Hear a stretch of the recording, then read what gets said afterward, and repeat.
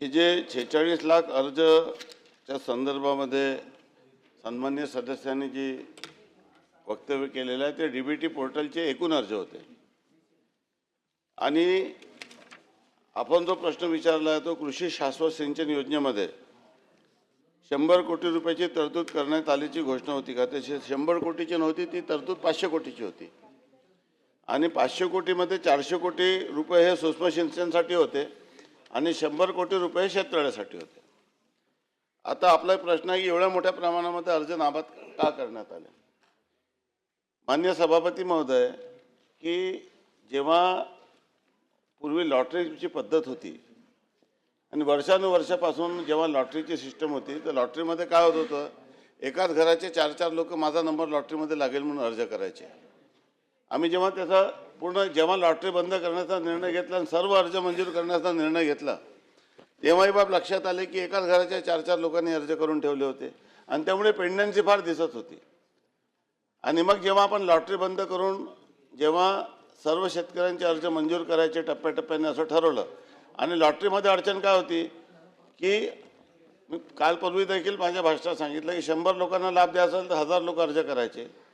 आणि मग त्यांची लॉटरी जेव्हा निघायची वर्षभर ती लॉटरीची वाटच पाहत राहायचे। जेव्हा लॉटरी निघायची मग तेव्हा ज्यांची नावाने लॉटरी निघाली त्यांनी केलं नाही की मग परत नवीन लोकांसाठी परत लॉटरी करायची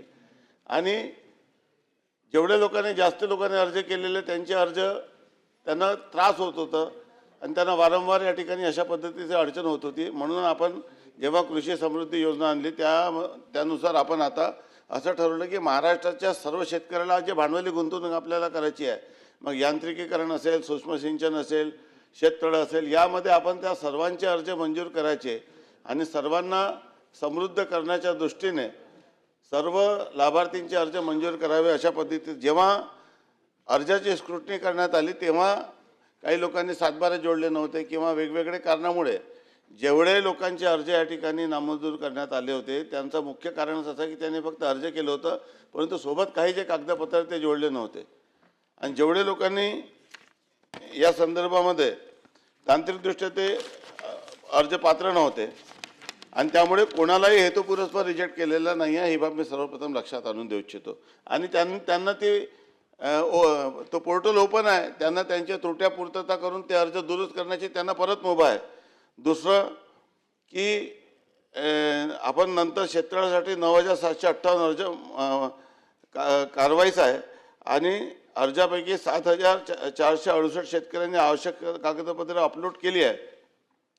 आता आपण टप्प्याटप्प्याने यांचे सर्वांचे पैसे आपण या ठिकाणी वितरित करत आहोत आणि मागच्या अधिवेशनात देखील अशा पद्धतीचा प्रश्न उपस्थित केलं होतं। तर आपण आता या सर्व लोकांचे जे अर्ज आता शेततळ्याचे जे काम आहे ते आता सुरू होतील, त्यामुळे जे अर्ज प्रलंबित होते त्यांचे पैसे आपण वितरित केले। आज देखील आपण 5,80,00,000 रुपये काल आपण या ठिकाणी या उत्तराच्या नंतर वितरित केले। ते जुन्या अर्जाचे पैसे वितरित करणं सुरू आहे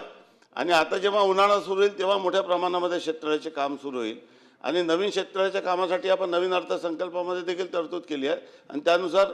भविष्यामध्ये जेवढे अर्ज पात्र राहतील ते सर्वच्या सर्व अर्ज आपण मंजूर करत आहोत। शशिकांत शिंदे।